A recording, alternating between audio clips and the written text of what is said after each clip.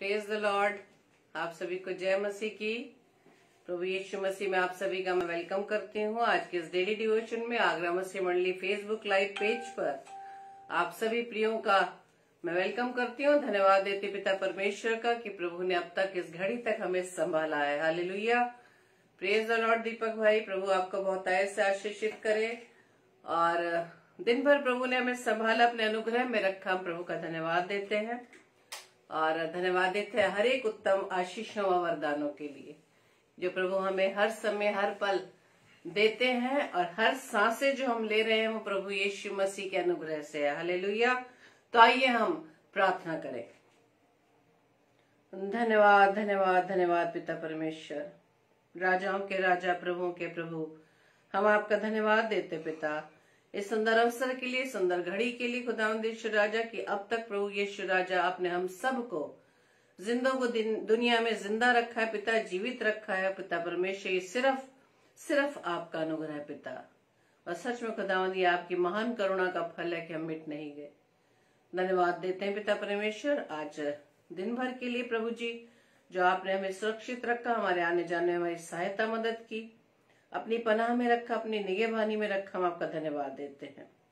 धन्यवाद देते पिता परमेश्वर अपने प्यारे अजीज भाई बहनों के लिए जो इस समय हमारे साथ आपकी संगति में आए। खुदावंद यीशु राजा आपके नाम की महिमा के लिए, आपके नाम के स्तुति के लिए, आपकी आवाज को सुनने के लिए प्रभु जी वो आए हैं। खुदावंद हर एक पर प्रभु जी आप आशीष देना, हर एक के हृदयों को प्रभु जी आप खोल देना। खुदावंद सभी को अपनी बुद्धि से, सामर्थ से परिपूर्ण करना खुदावंद, ताकि पिता परमेश्वर आपकी आवाज पर प्रभु जी चित्त लगा सके, आपके बताई हुई बातों को ग्रहण कर सके और उसके अनुसार अपने जीवन को आपकी सेवा में खर्च कर सके। प्रभु जी अब हमारी इस आराधना सभा को प्रभु हम आपके हाथों में सौंपते हैं, जबकि पिता परमेश्वर आपने मुझे इस योग्य ठहराया कि प्रभु जी आज की इस रात्रि में प्रभु जी आप मेरे द्वारा खुदावंद यीशु राजा अपने बात को जो पिता परमेश्वर अपने बच्चों तक देना चाहते हैं, खुदावंद यीशु राजा भरपूरी से आप हमें प्रदान करें खुदावंद। और विशेष तौर से मैं अपने आप को प्रभु जी आपके हाथों में सौंपती हूँ, आपके हाथों में खुदावंद अपने जीवन को मैं देती हूँ पिता परमेश्वर, कि खुदावंद आपकी प्रभुता में होते हुए हम सभी भाई बहन पिता परमेश्वर आत्मा की अगुवाई में होते हुए हम आपके वचन को प्रभु जी सीख सके, उसका प्रकाशन खुदावंद हम अपने आप में ग्रहण कर सके पिता। हमारी इस प्रार्थना को पवित्र आत्मा की अगुवाई में प्रभु यीशु मसीह के नाम से हम मांग लेते हैं। आमीन आमीन आमीन। तो आइए मेरे प्रिय भाई बहनों, हम परमेश्वर के वचन में जाने से पहले परमेश्वर की महिमा में गीत गाएंगे और धन्यवाद देंगे पिता परमेश्वर का, उसके हर उपकार के लिए, उसके हर आशीषों के लिए जिन्हें गिनना बहुत ही असंभव है। Praise the lord, thank you Lord.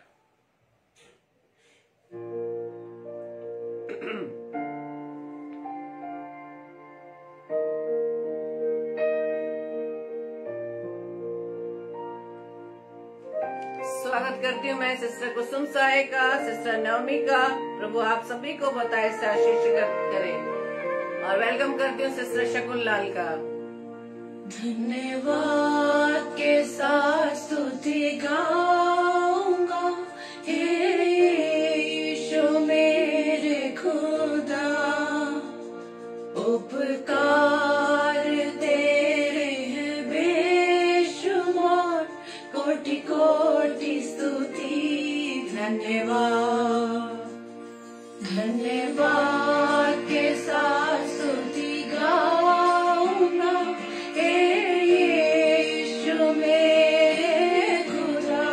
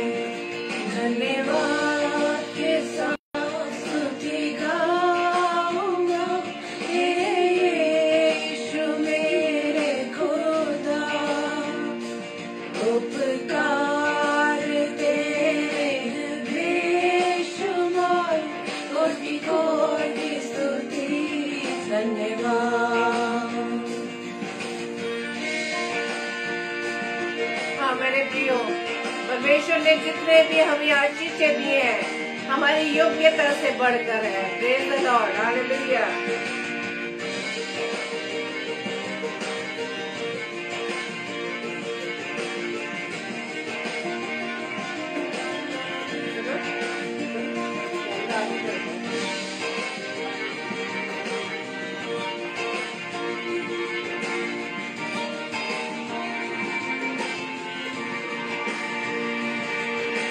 सच्चा जिंदा खुदा, तुझ पर ही भरोसा मेरा। तू है सच्चा जिंदा खुदा, तुझ पर ही भरोसा मेरा।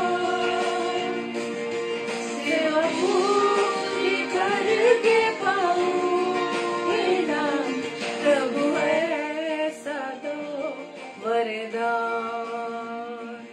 सेवा पूरी करके पाऊंगी ना प्रभु ऐसा तो वरदान। धन्यवाद के साथ स्तुति गाऊंगा हे यीशु मेरे खुदा। उपकार तेरे हैं बेशुमार, कोटि कोटि स्तुति धन्यवाद। धन्यवाद के साथ स्तुति गाऊंगा हे यीशु मेरे खुदा। उपकार तेरे हैं बेशुमार, कोटि कोटि स्तुति धन्यवाद। कोटि कोटि स्तुति धन्यवाद। कोटि कोटि स्तुति धन्यवाद।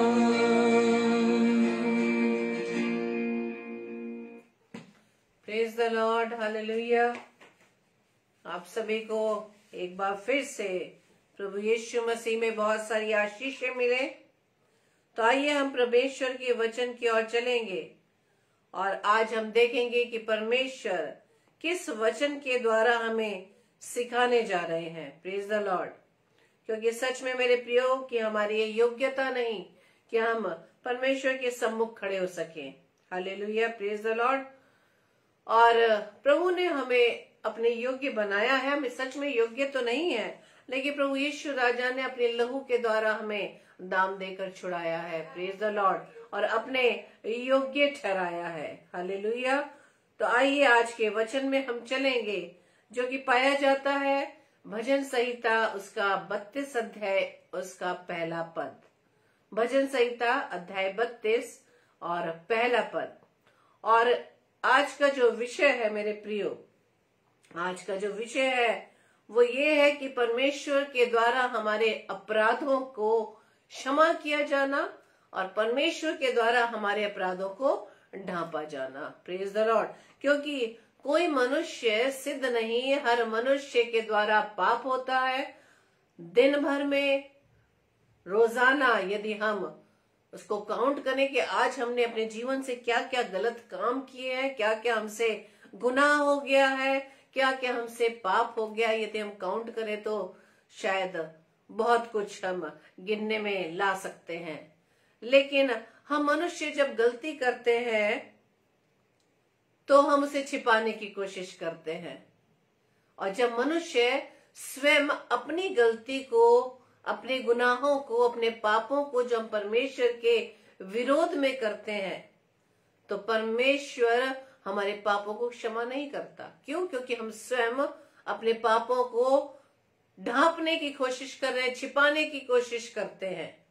लेकिन आज का वचन हमें ये बताता है मेरे प्रियो, भजन संहिता 32 अध्याय के पहले पद में, क्या ही धन्य है वह जिसका अपराध क्षमा किया गया और जिसका पाप ढांपा गया हो। Praise the Lord.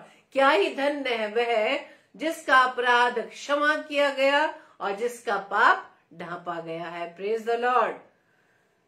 वो मनुष्य धन्य हैं जिनके अपराध परमेश्वर क्षमा करता है, जिनके अपराध परमेश्वर ढांप देता है, छिपा लेता है। हम मनुष्य कोशिश करते हैं कि हम अपने किए गए गुनाहों को, अपनी की गई गलतियों को हम छिपाते हैं।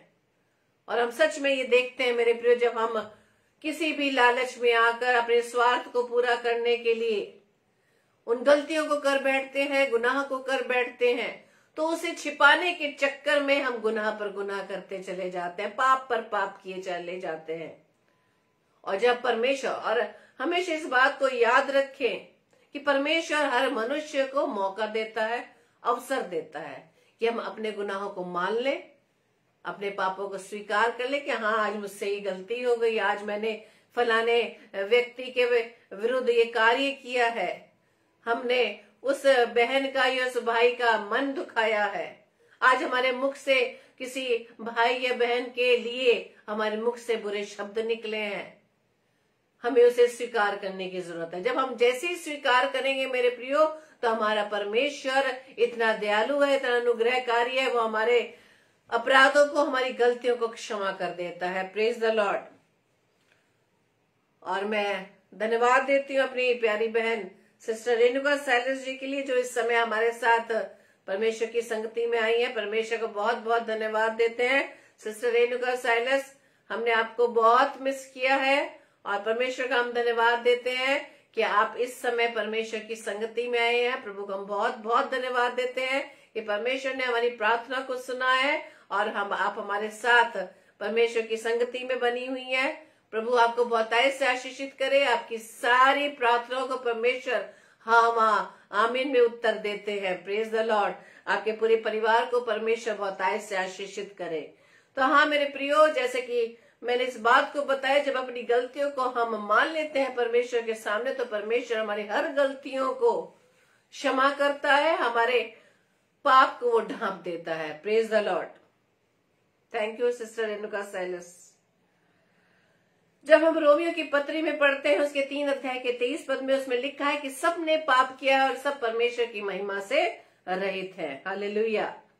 सब ने पाप किया है, लेकिन जिसने सबने पाप किया है, लेकिन यदि सबके पाप परमेश्वर क्षमा कर देता है, ढांप लेता है, तो वो धन्य है। हालेलुया। और हमारी भी यही प्रार्थना है कि हम सब प्रभु से यही आशीष पाए। हालेलुया। कि हम जो भी गलतियां करें उसे परमेश्वर के सामने मान लें, स्वीकार कर लें और परमेश्वर हमारे अपराधों को क्षमा करें और हम धन्य हो जाए। Praise the Lord. यशायाह की पुस्तक उसके 43 अध्याय के 25 पद में लिखा है, मैं वही हूँ जो अपने नाम के निमित्त तेरे अपराधों को मिटा देता हूँ। Praise the Lord. मैं वही हूँ जो अपने नाम के निमित्त तेरे अपराधों को मिटा देता हूँ। Praise the Lord.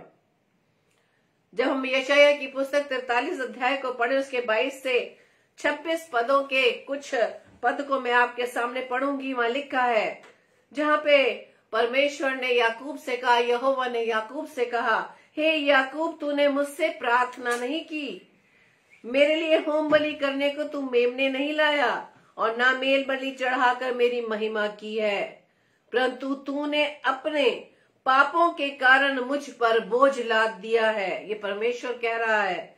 और अपने अधर्म के कामों से मुझे थका दिया है।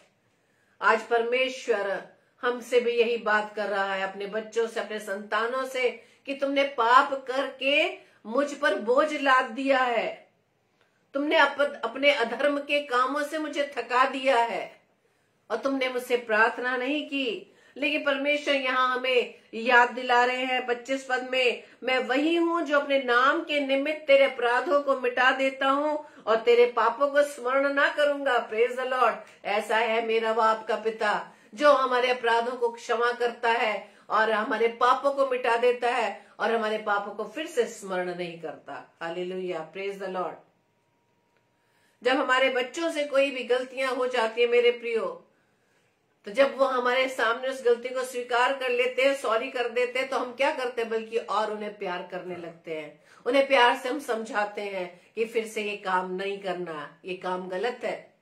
वैसे ही हमारा स्वर्गीय पिता है मेरे प्रियो, जो हमसे प्रेम करता है। और जैसे हम अपने पिता के सामने, अपने स्वर्गीय पिता के सामने अपनी गलतियों को मान लेते हैं तो परमेश्वर कहता है कि मैं तेरे पापों को स्मरण ना करूंगा, मुझे स्मरण करो। हम मनुष्यों से शेयर करते हैं अपनी हर बातों को, जो बहुत हमारे क्लोज होते हैं, हमारे क्लियर हमारे बहुत निकट होते हैं, उनसे अपने दिल की सारी बातों को हम बता देते हैं। चाहे हमसे गलती भी हो जाती है उसे भी हम शेयर कर देते हैं। लेकिन क्या एक मनुष्य को दूसरे मनुष्यों के अपराध क्षमा करने का अधिकार है? नहीं, बल्कि परमेश्वर कहता है मुझे स्मरण करो, मुझसे प्रार्थना करो, मैं तुम्हारे सारे पापों को क्षमा कर दूंगा और तुम्हारे पापों को स्मरण नहीं करूंगा। Praise the Lord. और भजन संहिता 32:5 पे हम केंद्रित करेंगे, इस वचन पर अपना ध्यान लगाएंगे, जहाँ लिखा है कि जब मैंने अपना पाप तुझ पर प्रकट किया और अपना अधर्म ना छिपाया और कहा मैं यहोवा के सामने अपने अपराधों को मान लूंगा, तब तूने मेरे अधर्म और पाप को क्षमा कर दिया। Hallelujah, praise the Lord. यहाँ दाऊद भजनकार यही कह रहे हैं कि जैसे ही मैंने अपने पाप तुझ पर प्रकट कर दिए, तेरे सामने अपने दिल को खोलकर अपने अपराध को मान लिया, तुझे सब कुछ अपने दिल का हाल बता दिया कि हाँ परमेश्वर मुझसे ये गलती हो गई है, और अपने अधर्म को तुझसे नहीं छिपाया, अपने अपराधों को मैंने तेरे सामने खोल दिया है, तो परमेश्वर मैं यहोवा के सामने अपराधों को मान लूंगा, तब तूने मेरे अधर्म को और पाप को क्षमा कर दिया है। Praise the Lord. हम अपने पापों को किसी तरह से ना ढांपे, किसी तरह से उसे ना छिपाए, परमेश्वर से ना छिपाए। क्या परमेश्वर से कोई चीज छिप सकती है? भजन संहिता में हम कोरस भी गाते हैं, तूने मुझे आगे पीछे घेर रखा है। तो हम परमेश्वर की आत्मा से कहां से बच के जा सकते हैं? चोर चोरी करने आता है और अंधेरे में छिपने की कोशिश करता है, तो क्या परमेश्वर के सामने वो अंधेरा रहता है? नहीं, परमेश्वर की ज्योति से वो अंधेरा भी उजियाला बन जाता है। कोई भी हमारे पाप परमेश्वर से छिप नहीं सकते। मेरे प्रियो, आइए आज हम बाइबल से कुछ कैरेक्टर्स के द्वारा ये सीखेंगे कि जिन्होंने पाप किया, परमेश्वर के सामने अपराधों को क्षमा नहीं मांगी, उसे खुद ढांपने की कोशिश की, तो उनका क्या अंजाम हुआ, उनका क्या परिणाम हुआ। सबसे पहले हम आदम और हव्वा की बात करते हैं कि आदम ही ऐसा व्यक्ति था जिसे सबसे पहले अपना पाप ढांपने की कोशिश की। और नीति वचन 28:13 में लिखा है कि जो अपना अपराध छिपा रखता है उसका कार्य सफल नहीं होता। Praise the Lord. जब हमसे कोई गलती हो जाती है या हम किसी काम की वजह से किसी काम को पूरा करने के लिए, अपने स्वार्थ के लिए या किसी लालच में आकर कोई झूठ बोलते हैं मेरे प्रियो, तो उस झूठ को छिपाने के लिए कहते हैं ना, उस झूठ को अगर हम बोलते हैं, उस झूठ को छिपाने के लिए हमें 100 झूठ और बोलने पड़ते हैं, ये कहा जाता है और सच बात है। क्योंकि परमेश्वर हमें मौके पे मौका देता है कि कब हम अपनी गलतियों को स्वीकार कर ले। इसलिए वचन कहता है कि जो अपना अपराध छिपा रखता है उसका कार्य कभी भी सफल नहीं होता। और आदम और उसकी पत्नी ने यहोवा परमेश्वर का जो दिन के ठंडे समय वाटिका में फिरता था शब्द सुना, तो वो परमेश्वर की उपस्थिति से छिप गए। वो परमेश्वर की उपस्थिति से छिप गए, जबकि परमेश्वर रोजाना उनसे मिलने के लिए आता था। क्यों छिप गए उस दिन? क्या वजह थी कि वो उन्हें छिपना पड़ा? क्योंकि उन्होंने परमेश्वर की अनाज्ञाकारिता में हुए उस कार्य को कर बैठे जो परमेश्वर ने उन्हें मना किया था। उन्होंने अपने आप ही अपने उस अपराध को ढांपने की कोशिश की, उसे छिपाने की कोशिश की, और उस ढांपने के कोशिश में उन्होंने क्या चीज को खो दिया, और उसके कारण परमेश्वर की दी हुई महिमा का वस्त्र से अपनी नंगाई ढांपने का सौभाग्य वो खो बैठे। हालेलुया। और अब डर के कारण अपनी उस जो कार्य उन्होंने किए गए थे उससे शर्म के कारण वो परमेश्वर से छिपने लगे। और वहां पे भी हम देखते हैं कि परमेश्वर से क्या वो अपने अपराधों को छिपा सकते थे? और उनके लिए अपने अपराधों को ढांपना, परमेश्वर से ढांपने की कोशिश कर रहे हैं, जो उसके सामने कुछ भी ढांपा नहीं जा सकता। उनकी वो कोशिश बिल्कुल बेकार थी मेरे प्रियो, क्योंकि परमेश्वर के लिए अंधियारा भी उजियाला के समान है। फिर भी परमेश्वर ने वो अवसर दिया। हर अपराधी को परमेश्वर अवसर देता है मेरे प्रियो।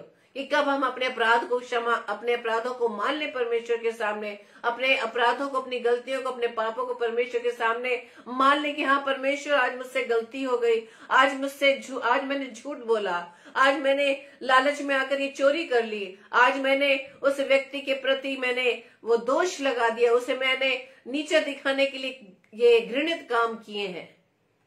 आज परमेश्वर हमें अवसर दे रहा है कि कब हम परमेश्वर के सामने अपनी गलती को स्वीकार कर ले। परमेश्वर ने आदम और हवा को भी अवसर दिया कि वो अपने किए हुए उस अपराध को, अपने किए हुए उस अनाज्ञाकारिता को परमेश्वर के सामने स्वीकार कर ले। जब परमेश्वर ने आदम से पूछा तू कहाँ है, तू कहाँ है, लेकिन परमेश्वर के उस अवसर को आदम ने नहीं समझा। वो ये नहीं समझ पाया कि अभी मेरा पिता मुझसे पूछ रहा है तो मैं बता दूं, बल्कि अपराध मानने के बदले में उसने क्या कहा?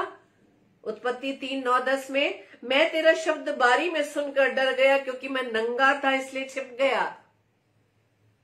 कई बार हम भी अपने कहे हुए शब्दों में खुद फंस जाते हैं।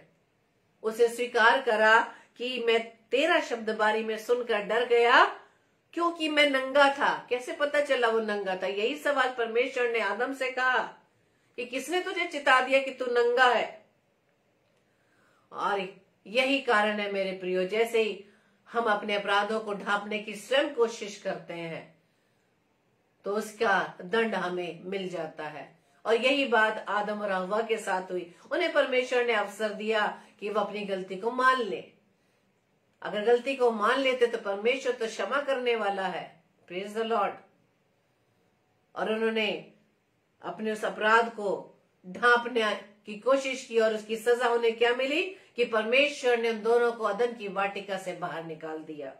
यह अवसर उन्होंने खो दिया जो परमेश्वर उन्हें उस अदन की वाटिका में पूरा अधिकार दिया था कि उस अदन की वाटिका की रक्षा करे।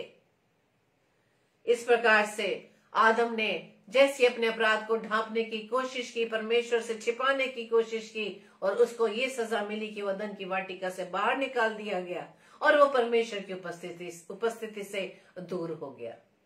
जब हम भी अपने जीवन में पाप करते हैं, जो परमेश्वर हमें सिखाता है वचन से कि हमें क्या करना चाहिए, क्या नहीं करना चाहिए, शरीर को हमें किस तरह से पवित्र बनाए रखना है, परमेश्वर की किस तरह से हमें योग्य बनना है, जब हम उसको नहीं कर पाते तो हम और परमेश्वर से दूर हो जाते हैं। ये है पहला ये कैरेक्टर आदम का, जो परमेश्वर के सामने अपने अपराधों को मानने की बजाय खुद ही ढांपने की उसने कोशिश की। क्योंकि वचन में हम सीखते हैं जो काम, जो बात मनुष्य से नहीं हो सकती वो परमेश्वर से हो सकती है। और परमेश्वर स्वयं कहता है कि मैं तेरे अपराध क्षमा करने के लिए तैयार हूं, तेरे पापों को मैं फिर से स्मरण नहीं करूंगा। याकूब से उसने क्या कहा कि तूने मुझसे प्रार्थना नहीं की, तूने मुझसे प्रार्थना नहीं की, बल्कि पाप करके तूने मुझ पर बोझ लाद दिया है, अपने अधर्म के द्वारा मुझे तूने थका दिया है। तो आइए हम दूसरे कैरेक्टर को देखेंगे, वो है कैन। कैन और हाबिल के बारे में भी आप जानते हैं मेरे प्रियो। कैन के इस कैरेक्टर के द्वारा हम सीखते हैं कि जब कैन और हाबिल अपनी अपनी भेंट लेकर यहोवा के सामने आए, परमेश्वर के सामने आए, तो कैन यहोवा के पास भूमि की उपज में से कुछ भेंट लेकर आया और उसका भाई हाबिल भी अपनी भेड़ बकरियों के कई एक पहलौठे बच्चे भेंट चढ़ाने ले आया, उनकी चर्बी भेंट चढ़ाई। तो यहोवा ने हाबिल और उसकी भेंट तो ग्रहण कर ली, लेकिन कैन से वो अति क्रोधित हो गया। और यहीं पर कैन के हृदय में अपने भाई के विरुद्ध क्या उनके इसके हृदय में ईर्ष्या पैदा हो गई। अब वो अपने भाई से बदला लेने लग गया। यही स्वभाव मनुष्य में है कि जब हमारे संगी साथी, या आप ये भी देख सकते हैं कि परिवार में जब बच्चे होते हैं तो कैसे एक दूसरे कहते हैं मम्मी पापा इसे प्यार करते हैं, मुझे प्यार नहीं करते। ये छोटी छोटी बातें जो जेलस की भावना होती है, यही कैन ने किया। और उसकी जेलस इतनी बड़ी थी कि उसने अपने भाई हाबिल को घात कर दिया, उसको मार दिया। और उसने अपने इस अपराध को भी परमेश्वर से ढांपने की कोशिश की। यहां पर भी हम देख सकते हैं कि परमेश्वर ने उसे भी मौका दिया, उसे भी अवसर दिया। क्या पूछा परमेश्वर ने? तेरा भाई हाबिल कहाँ है? और उसने क्या उत्तर दिया कि मालूम नहीं। ये सुंदर अवसर हम मनुष्य खो देते हैं मेरे प्रियो, हम खो देते हैं। हमें अवसर होता है कि अपनी गलतियों को स्वीकार करें, या कैन ने भी आदम की तरह इस अवसर को खो दिया। उसे बोल दिया कि मुझे मालूम नहीं, और वो ये भूल गया कि किससे वो अपने अपराध छिपाने की कोशिश कर रहा है। Praise the Lord. और यदि वो अपराध अपना मान लेता तो परमेश्वर उसे क्षमा कर देता मेरे प्रियो, लेकिन उसने इस बात को, परमेश्वर की बात को टाल दिया, और परमेश्वर ने उसे अपने सम्मुख से निकाल कर दंड दिया। यदि हम पढ़ेंगे उत्पत्ति 4 अध्याय के 13 पदों में, उसमें इस प्रकार से लिखा है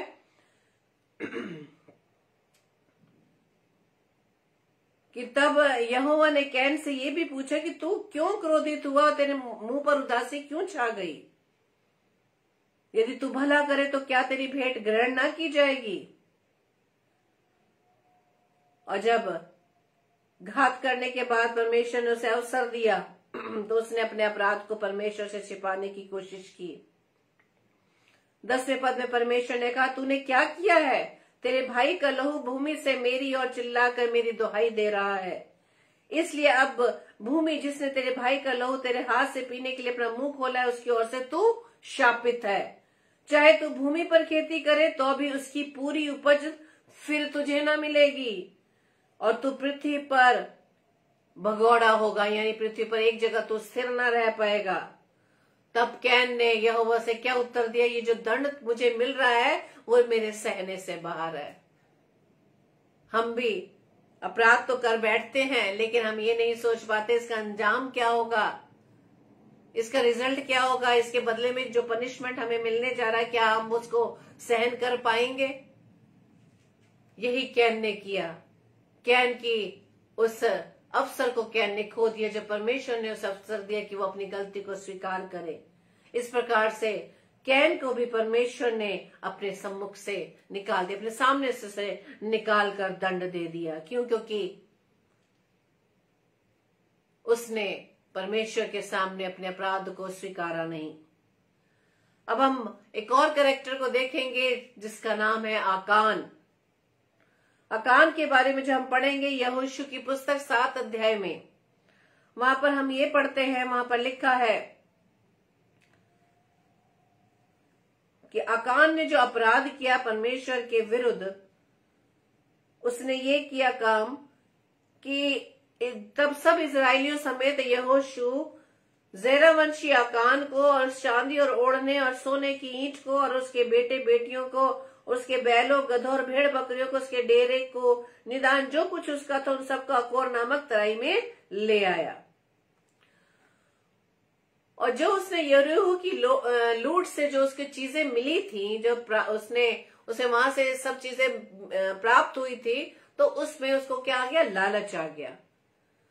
और जो यहोवा के अनुसार, वो जो सब चीजें उसे मिली थी यहोवा की आज्ञा के अनुसार समर्पित की गई थी, और यही पाप वो कर बैठा। जो परमेश्वर को समर्पित की हुई वस्तुएं थी उसका वो लालच कर बैठा, और इसी पाप के कारण इजरायली लोग भी एक युद्ध में हार गए।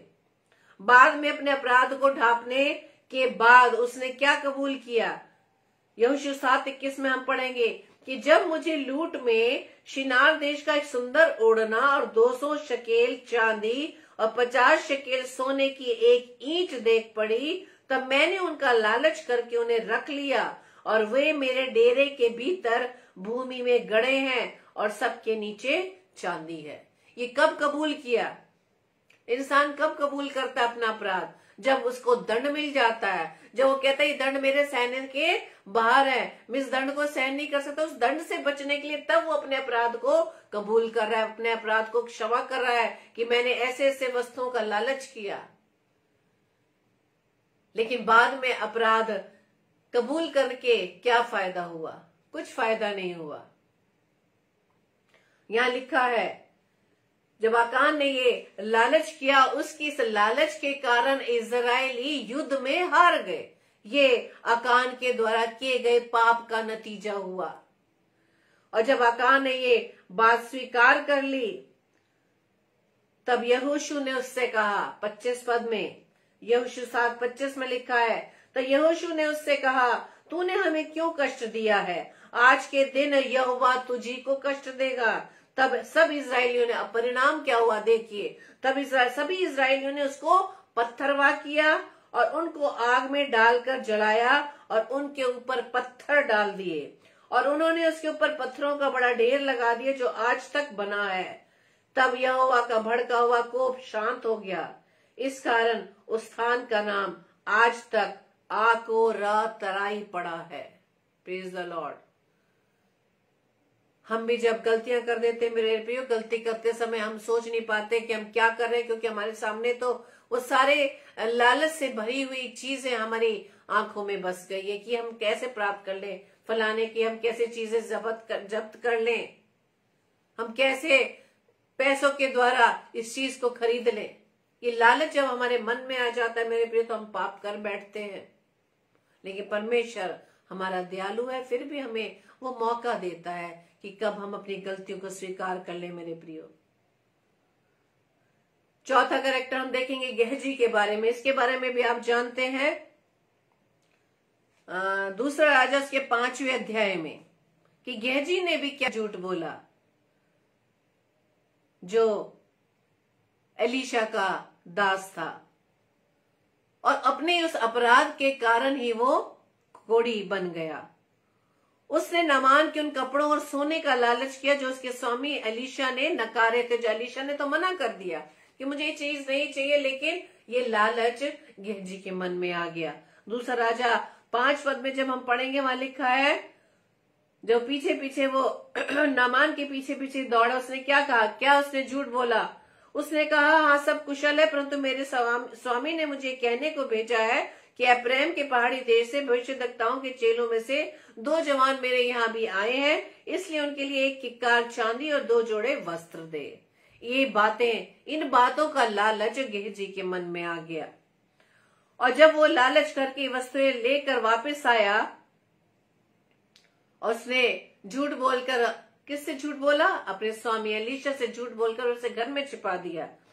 और गेहजी के वापस आने पर उसके स्वामी एलीशा ने उससे पूछा, है गेहजी तू कहां से आता है?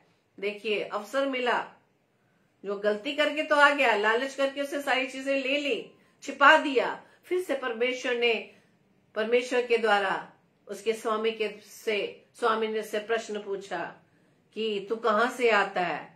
और उसने क्या करा? अपना पाप ढांप दिया, अपनी गलती ढांप दी, अपना लालच अपने स्वामी से छिपा लिया। क्या उत्तर दिया? तेरा दास तो कहीं नहीं गया। और तत्काल वो कोढ़ी बनकर अपने स्वामी की उपस्थिति से चला गया। Praise the Lord. मनुष्य के सामने अपनी गलतियों को छिपाने की कोशिश करता है, लेकिन मेरे प्रियो, हमारी अपराध, हमारे पाप परमेश्वर से छिप नहीं सकते। आज परमेश्वर हमें ये चेतावनी दे रहा है मेरे प्रियो। प्रकाशित वाक्य 2:23 में लिखा है, मन का परखने वाला मैं ही हूं। परमेश्वर आज मुझसे आपसे कह रहा है कि मन का परखने वाला मैं ही हूं। हमारे मन में क्या विचार चल रहे हैं परमेश्वर को मालूम है। हम मुख से तो अच्छी अच्छी बातें सामने वाले को बोलते हैं, लेकिन अंदर क्या चल रहा है, अंदर क्या योजनाएं चल रही है, परमेश्वर जानता है, क्योंकि वह हमारे मन की भावनाओं को, विचारों को जानता है मेरे प्रियो। Praise the Lord.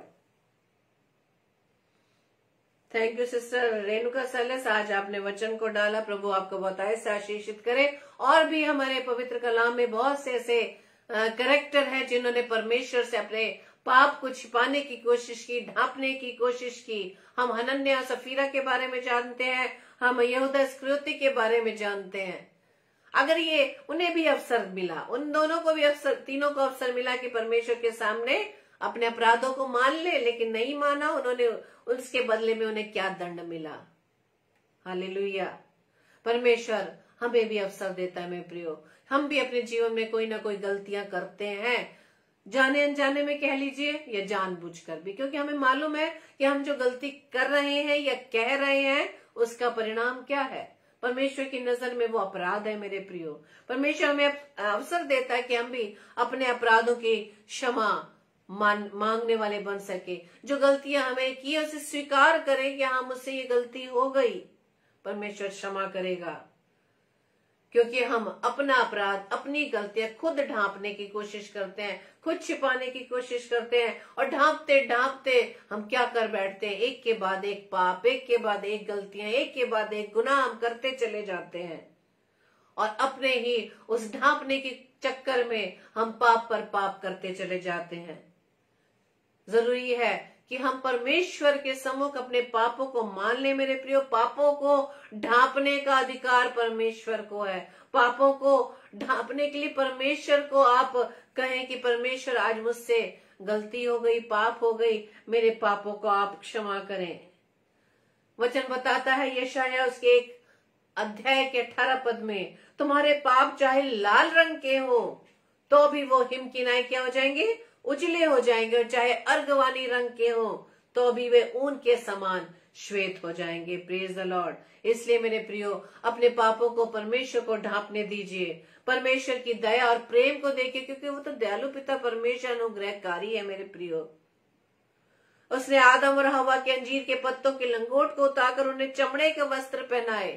कितना ध्यान था परमेश्वर को। गलती तो उन्होंने की, उन्हें अदन की वाटिका से भी निकाल दिया, लेकिन फिर भी अंजीर के पत्तों के लंगोट को उतारकर उन्हें चमड़े का वस्त्र पहनाया। और चमड़े का वस्त्र दर्शाता है कि लहू बहाया गया, बलिदान किया गया, क्योंकि बिना लहू बहाए पापों की क्षमा नहीं होती। Praise the Lord. और पहला पत्रस 4:8 में लिखा है, प्रेम अनेक पापों को ढांप देता है।